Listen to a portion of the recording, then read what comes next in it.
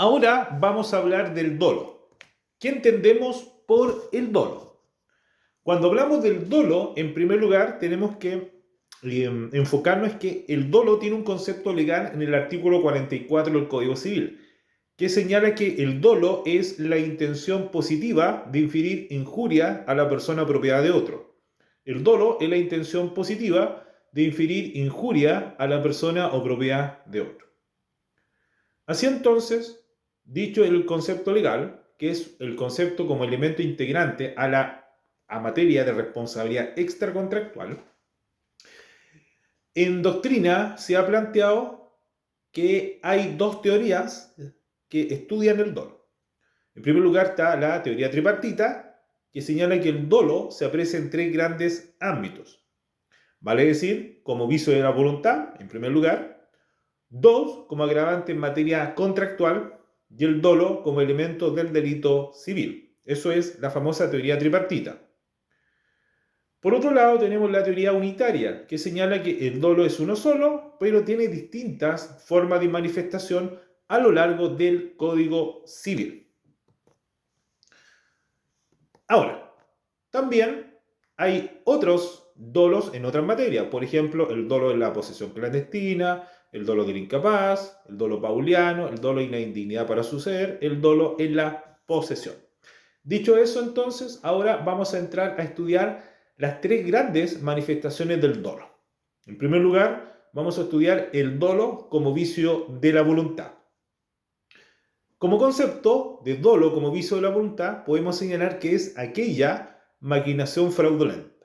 El dolo como vicio de la voluntad es aquella maquinación fraudulenta que se ejerce sobre una persona destinada a obtener de la otra que manifieste su voluntad en un sentido determinado, que de no mediar el dolo no contrata o lo hace en otros términos. Repito, el dolo como vicio de la voluntad es aquella maquinación fraudulenta que se ejerza sobre una persona destinada a obtener de la otra que manifieste su voluntad en un sentido determinado, que de no mediar el dolo no contrata o lo hace en otros términos. Yo lo resumiría así: el dolo como vicio de la voluntad es aquella maquinación fraudulenta o ardid de una de las partes para que la otra contrate, en términos que no existir tal ardid, o no contrata o lo hace en otros términos. Similares conceptos en doctrina. Ahora, dicho el concepto de dolo como vicio del consentimiento, tenemos que señalar que hay distintas clasificaciones en esta materia. La primera de ellas es atendiendo a la finalidad que se pretende. Atendiendo a la finalidad que se pretende. Y de este criterio de clasificación distinguimos dos tipos de dolo. Tenemos en primer lugar el dolo bueno y por otro lado el dolo malo. Atendiendo a la finalidad entonces puede ser dolo bueno o dolo malo. El dolo bueno es un engaño que se efectúa sin intención de dañar. El dolo bueno es un engaño que se efectúa sin intención de dañar. O sea, este dolo bueno opera en el comercio, en donde se van a exagerar las cualidades de un producto. Y este dolo bueno es propio de los actos de comercio. La doctrina ha señalado que consiste en halagos, bien digo, lisonjas, dice la doctrina española. Entonces son halagos, exageraciones que se hacen respecto de un producto. Y este dolo bueno no vicia el consentimiento. Ejemplo de dolo bueno: los precios más bajos del mercado. Lava 1.000.000 de vajillas. Más barato, imposible. Esos son ejemplos de dolo bueno, que son exageraciones respecto de las cualidades o bondades de un producto. Dolo bueno. Por otro lado, tenemos el dolo malo. ¿Qué es el dolo malo? El dolo malo, consiste en que se hace con la intención positiva de engañar a otro, o sea, de causar daño a otro. El dolo malo, se hace con la intención positiva de engañar a otro, de causar daño a otro. Por ejemplo, alterar el kilometraje de un auto. Y que se hace, por así decirlo, con el fin de causar el daño, ¿ya? Este es el dolo malo. Malo. Segunda clasificación del dolo es atendiendo al hecho constitutivo del dolo. Atendiendo al hecho constitutivo del dolo, tenemos dolo positivo, dolo negativo. Dolo positivo, dolo negativo. Recordemos, Esta segunda clasificación atiende al hecho constitutivo del dolo. El dolo positivo consiste en que se engaña a otra persona con conductas activas tendientes a engañar. El dolo positivo consiste entonces en que se engaña a otra persona con conductas activas tendientes a engañar. Por ejemplo, pinté un perro quiltro para hacerlo parecer un perro de raza fina. O sea, hay una conducta activa tendiente a engañar a otro. Ese es el dolo positivo. El dolo negativo, razona sobre la base de que se engaña por hechos negativos. Vale decir, en donde nosotros nos abstenemos de hacer algo. O sea, básicamente consiste en un dolo por omisión. Ejemplo, ocultando información respecto de un producto o no sacando a la contraparte de un error pudiendo sacarla. Y aquí hablamos del dolo por reticencia.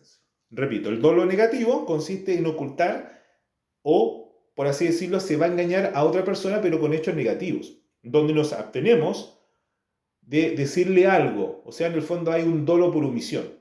Pudiendo decirle algo para sacarle de ese error, no lo hacemos, de ese dolo, bien digo. O sea, si es un producto, por ejemplo, un auto, una lavadora, un refrigerador, ¿no es cierto?, le ocultamos información. ¿Por qué? Porque ese producto puede tener algún desperfecto. Entonces, le ocultamos información. O nos sacamos la contraparte de ese error respecto de aquello y no lo sacamos. Hay un dolo por reticencia. Ese es el dolo negativo.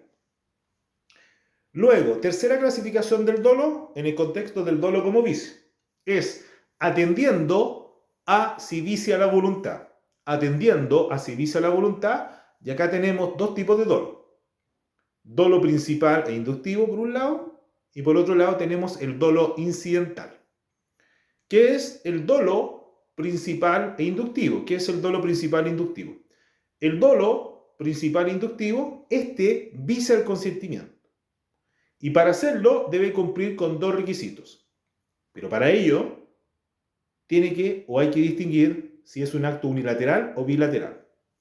Si el acto es bilateral, debe tener como requisito, en primer lugar, que debe ser determinante y además debe ser obra de una de las partes, si es bilateral.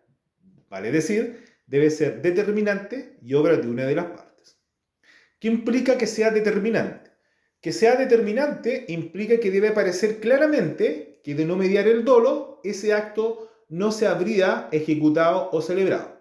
Que sea determinante implica que debe aparecer claramente que de no mediar el dolo, ese acto no se ejecuta o no se celebra. Otra clasificación del dolo, esta es la cuarta, es atendiendo al hecho del engaño. Atendiendo al hecho de engañar, distinguimos en dolo grosero, dolo grave. Dolo grosero, dolo grave. El dolo grosero es aquel dolo en que el engaño es tan burdo en donde una persona racional no debe caer en él. Atendiendo al hecho del engaño tenemos dolo grosero, dolo grave. El dolo grosero es aquel dolo en que el engaño es tan burdo en donde una persona racional no debe caer en él. O sea, es muy obvio, donde una persona de sano juicio no debería caer en ese engaño.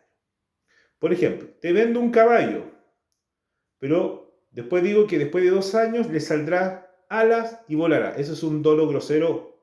Es tan burdo el dolo, donde una persona racional no puede caer en él. O sea, es muy obvio. O sea, no me pueden vender un perro y después te digo, después de 5 años o después de tantos meses, ese perro caminará por los aires y volará. Ese es un dolo grosero, tan burdo, absurdo.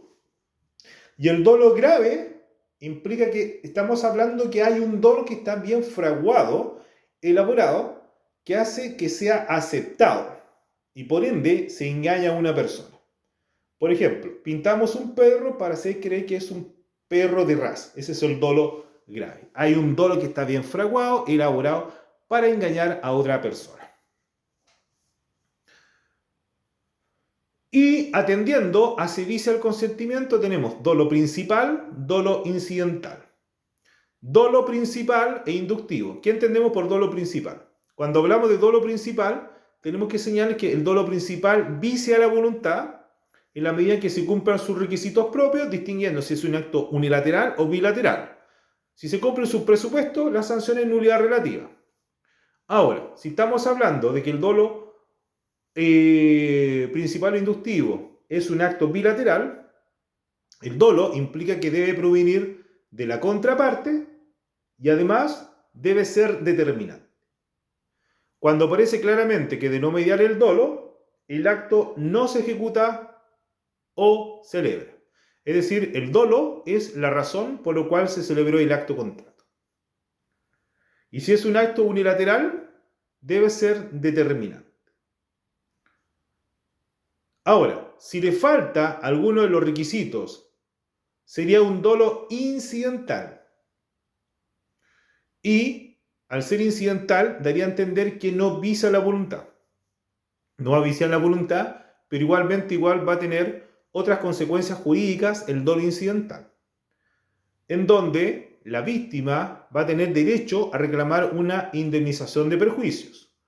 Y esta indemnización de perjuicios que tiene derecho a reclamar la víctima va a ser, en primer lugar, letra A, contra aquel que fraguó el dolo, y en dicho caso va a ser por el total de los perjuicios, y contra el que obtiene provecho hasta el monto del provecho. Por lo tanto, para ir redondeando, el dolo incidental no visa la voluntad, pero tiene otras consecuencias jurídicas. Como ya hemos dicho, letra A, contra el que fraguó el dolo por el total de los perjuicios y contra el que obtiene provecho hasta el monto del provecho obtenido. Eso es el dolo incidental. ¿Qué dice el código respecto al dolo vicio? 1458 dice: el dolo no visa el consentimiento, sino cuando es capaz, el dolo no visa el consentimiento, sino cuando es obra de una de las partes. Y además cuando aparece claramente que sin él no se hubiere contratado. En los demás casos, el dolo da lugar solamente a la acción de perjuicios contra la persona o persona que lo ha fraguado o que se han aprovechado de él.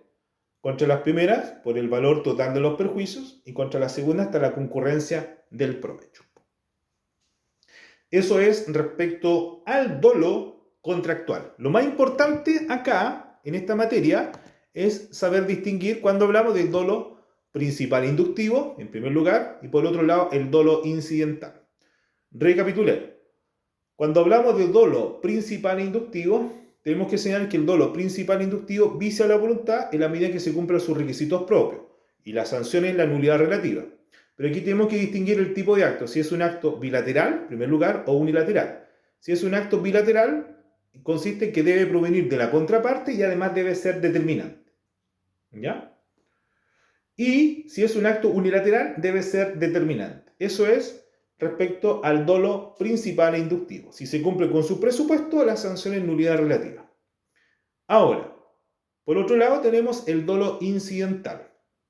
El dolo incidental no visa la voluntad o el consentimiento, pero tiene otras consecuencias jurídicas. Y acá hay que distinguir. ¿Por qué? Porque la víctima puede reclamar una indemnización de perjuicios. Y acá hay que distinguir. Número uno, contra el que fraguó el dolo por el total de los perjuicios, contra el que fraguó el dolo por el total de los perjuicios, y contra el que obtiene provecho hasta el monto del provecho. Recordemos que esta es el dolo incidental. El dolo principal inductivo vicia la voluntad en la medida que se cumplan sus requisitos, y el dolo incidental no lo vicia, pero tiene lugar a otras consecuencias jurídicas. Contra el que fraguó el dolo por el total de los perjuicios y contra el que obtiene provecho hasta el monto del provecho obtenido. ¿Ya? Esto lo dice el 1458, pues dice: el dolo no visa el consentimiento, sino cuando es obra de una de las partes y cuando aparece claramente que sin él no se hubiere contratado. En los demás casos, el dolo da lugar solamente a la acción de perjuicios, contra la persona o persona que lo ha fraguado o que se han aprovechado de él. Contra las primeras, por el valor total de los perjuicios, y contra la segunda, hasta la concurrencia del provecho que lo hubiere reportado. Este es el dolo vicio de la voluntad o el consentimiento. Ahora vamos con el dolo en materia contractual.